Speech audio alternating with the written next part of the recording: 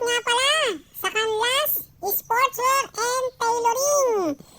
Dito po kami nagpagawa dahil nirecommended po siya ng aming kaibigan at kasamahang vlogger.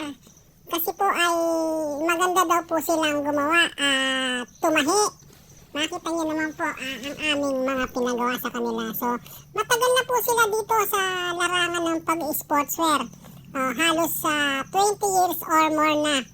So, ang kanilang shop ay madaling makita. Sa crossing lang po ng Cabanatuan City.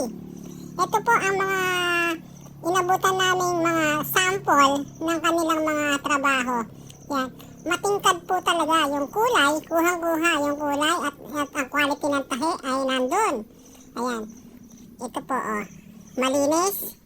Ito po ay inabutan namin sila dito na may gawa sila. Isang malaking universidad ang nagkatiwala sa kanila. 1,000 pieces po yan. Ito po, dyan na nagle-layout.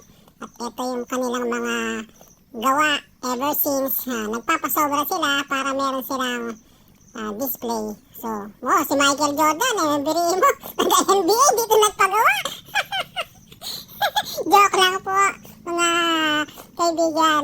Yun po yung may-ari, si Boss Nikito. Dito, binibidyo ko yung kanila. San Miguel Beer, ito po, bisitahin niyo po sila sa kanilang page. Ito po yung page nila.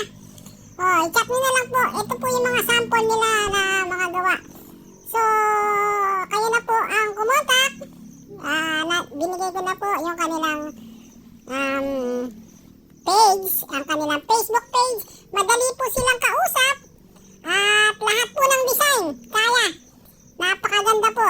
Napakadaling kausap pagdating sa presyo. At tumatapos po sila sa due date.